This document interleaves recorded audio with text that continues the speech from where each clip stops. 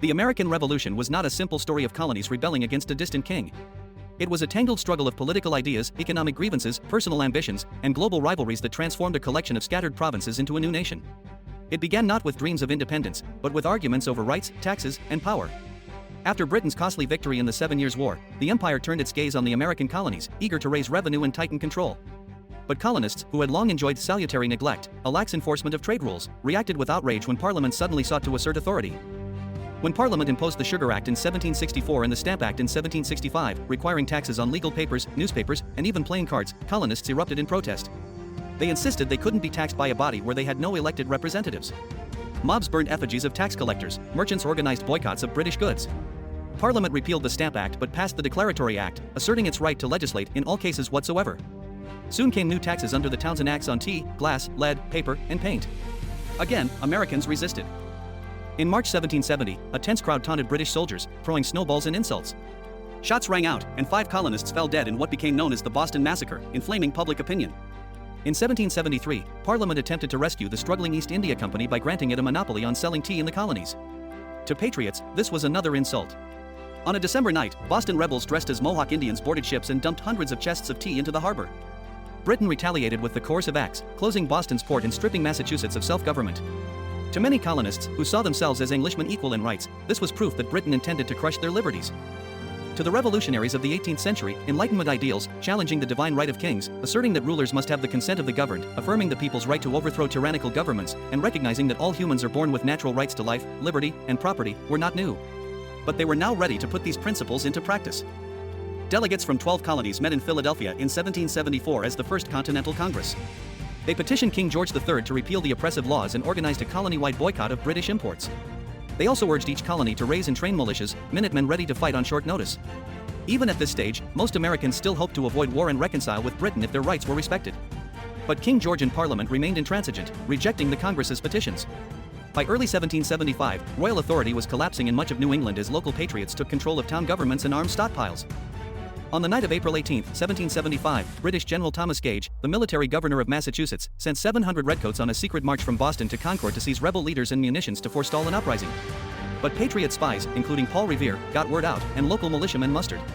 At dawn on April 19, British troops confronted 70 armed militiamen on the village green at Lexington. No one knows who fired the first shot, but it ignited the war. The redcoats fired a volley, leaving 8 colonists dead. The British moved on to Concord, but hundreds of militiamen ambushed them, forcing a retreat to Boston. American farmers and townspeople swarmed the route, peppering the column with guerrilla gunfire from behind trees and stone walls. By day's end, the British had suffered over 250 casualties. The American War for Independence had begun. In May 1775, the Second Continental Congress convened in Philadelphia, now acting as a de facto national government for the 13 rebelling colonies, this time joined by Georgia. On June 17, the first major pitched battle occurred. British troops assaulted Patriot fortifications on Bunker Hill overlooking Boston. The British won, but only after taking heavy casualties, a sobering indication that the colonists would fight fiercely. That same month, Congress established the Continental Army and appointed George Washington, a Virginian with military experience and a reputation for leadership, as commander-in-chief. Washington's first great challenge was forging a cohesive force out of poorly equipped volunteers, bound more by shared grievances than by military discipline. Throughout late 1775 and early 1776, Congress wavered between conciliatory gestures and preparations for all-out war. In early 1776, Patriot forces gained a key success by hauling cannon from Fort Ticonderoga to Boston, an effort led by Henry Knox, which forced the British to evacuate Boston in March. But even as the shooting war spread, many Americans were still undecided about independence. Roughly 20% remained loyal to Britain until the end of the war. It took Thomas Paine's common sense and news that Britain was hiring German mercenaries, known as Hessians, to crush the rebellion to sway popular opinion toward independence. In July 1776, the colonies took their boldest step yet. On July 2, Congress voted for independence. 2 days later, they approved the final wording of the Declaration of Independence, penned by Thomas Jefferson. Its words echoed Enlightenment ideals: all men are created equal and endowed with unalienable rights. The document wasn't just a list of complaints against King George III, it was a proclamation that governments exist to protect natural rights, and that people can overthrow rulers who violate them. But in July 1776, independence was far from secure. British armies were mustering overwhelming force to crush the rebellion. That summer, Britain struck back hard. General William Howe landed over 30,000 British and Hessian troops in New York. General Washington rushed his ill-trained Continental Army from Boston to defend the city. Outnumbered and outgunned, he was defeated at the Battle of Long Island. Miraculously, Washington led a nighttime evacuation across the East River, escaping under cover of fog. By December, his army had been chased into Pennsylvania, dwindling to a few thousand cold, hungry men. Morale and enlistments were at a low ebb. Yet Washington was determined to keep the revolutionary cause alive. On Christmas night, 1776, he led his men across the ice-choked Delaware River, surprising a Hessian garrison at Trenton. It was a stunning victory. A week later, he won again at Princeton. These triumphs revived hope, shattered the myth of British invincibility, boosted morale, and convinced more men to join the army. Even so, as 1777 opened, the British still held the strategic initiative and superior resources. Britain's grand strategy for 1777 aimed to isolate New England by seizing control of New York's Hudson River corridor. General John Burgoyne led a British army south from Canada, while General Howe was supposed to move north from New York City. But coordination failed. Howe instead decided to capture America's capital, Philadelphia, sailing his army to the Chesapeake Bay and defeating Washington at Brandywine Creek in September 1777. This forced the Continental Army into a grim winter at Valley Forge. Crucially, however, Burgoyne's invasion was blocked by American forces under Horatio Gates and Benedict Arnold at Saratoga, who forced him to surrender his entire army. France had secretly funneled gunpowder and supplies to the Americans since 1775, eager for revenge against their old British rivals. The victory at Saratoga convinced the French that the American cause had a real chance of success. In February 1778, Benjamin Franklin and American diplomats in Paris secured the Treaty of Alliance with France, a formal military pact pledging French naval and army support. Later, Spain entered the war against Britain, and by 1779, the Netherlands joined as well. Britain now faced a global conflict. From 1778 onward, international aid sustained the American war effort. France sent a stream of money, soldiers, and naval fleets that proved decisive. Meanwhile, Washington's army endured a harsh winter at Valley Forge that nearly brought it to collapse. Nearly 3,000 soldiers were unfit for duty from cold and disease, men walked barefoot in snow, leaving bloody footprints, and lacked adequate clothing for freezing temperatures. There was little food. But amid the misery, Washington held the army together. He reorganized supply systems, implored governors for emergency provisions, and, with the help of Baron von Steuben, a Prussian volunteer who drilled the army, transformed raw recruits into a tougher, more professional force.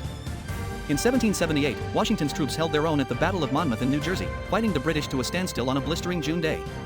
Seeing little progress in the north, Britain turned south, hoping to rally loyalist support. They captured Savannah and Charleston.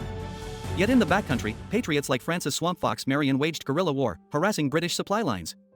In 1780, Patriot militia crushed loyalist forces at Kings Mountain. In 1781, Daniel Morgan's victory at Cowpens shattered British cavalry under Banastre Tarleton. General Nathaniel Greene led a campaign of attrition, fighting, retreating, and wearing down Cornwallis's army in the Carolinas. Cornwallis withdrew to Virginia, fortifying Yorktown to await British reinforcements. Washington seized the opportunity. In August 1781, learning that a French fleet under Admiral de Grasse was sailing to the Chesapeake, Washington coordinated a masterstroke. He swiftly marched his army south, joined by French General Rochambeau, to trap Cornwallis on land. In September, the French Navy defeated the British fleet at the Battle of the Chesapeake Capes, cutting off Cornwallis's escape by sea. In September and October 1781, a combined force of 8,000 Americans and 7,800 French laid siege to Yorktown. On October 19, Cornwallis surrendered over 7,000 men. News of Yorktown stunned London. Britain still held New York, Charleston, and Savannah, but offensive operations ceased. Though skirmishes continued into 1783, Parliament voted to end hostilities and seek peace. British leaders came to see the 13 colonies as not worth the prolonged cost. Prime Minister Lord Shelburne believed that an independent America would remain economically dependent of Britain without the costs of governance. Time proved him right, as Anglo-American trade flourished after 1783. Britain's economic dominance in trade with the US helped fund its long war against Napoleonic France in the coming decades. Another reason for settling peace was Britain's growing focus on more profitable colonies in the Caribbean and India. Losing America did not hinder Britain's rise as a global power. Instead, it facilitated a shift toward a wealthier empire centered on Asia and the Atlantic world. In Paris, American diplomats, Ben Franklin, John Adams, and John Jay, skillfully negotiated favorable terms. The Treaty of Paris, signed on September 3, 1783, formally recognized U.S. independence and granted generous boundaries to the Mississippi River. Native nations, left out of the treaty, faced unchecked American expansion. Spain regained Florida, France won minor gains. Loyalists fled, with around 100,000 resettling in Canada, the Caribbean, or Britain, including 15,000 black loyalists who had fought or escaped to British lines. After 8 years of war, the United States secured its sovereignty. Yet the revolution's effects reached far beyond. It introduced powerful ideas, equality, government by consent, written constitutions, and universal rights. Though these ideals were not fully extended to women, enslaved people, or indigenous nations, they inspired future movements. Northern states abolished slavery soon after independence. Abolitionists pointed to the contradiction of slavery in a nation founded on liberty, laying groundwork for later struggles leading to the Civil War. Globally, U.S. independence sparked an age of revolution. It showed Enlightenment ideals could forge a nation. The Declaration of Independence became a template, with its format of a preamble on rights followed by grievances seen in many later worldwide revolutionary documents. In France, soldiers like Lafayette carried home the idea of liberty, fueling the French Revolution of 1789, which ended the reign of Louis XVI and prompted the rise of Napoleon. The Haitian Revolution followed, creating the second independent nation in the Americas in 1804. The wave of revolution swept Latin America, inspiring leaders like Simón Bolívar, José de San Martín, and Miguel Hidalgo. Overall, the American Revolution weakened the idea that monarchy was the only form of government. The young republic invited comparisons to ancient Rome, suggesting republican virtue could thrive again. Its story challenges us still, to live up to its promises, to confront its contradictions, and to remember that liberty must always be defended. Thanks for watching. If you enjoyed this deeper look at the American Revolution, be sure to like this video, subscribe to the channel, and click the bell icon so you don't miss the next journey through history. See you next time.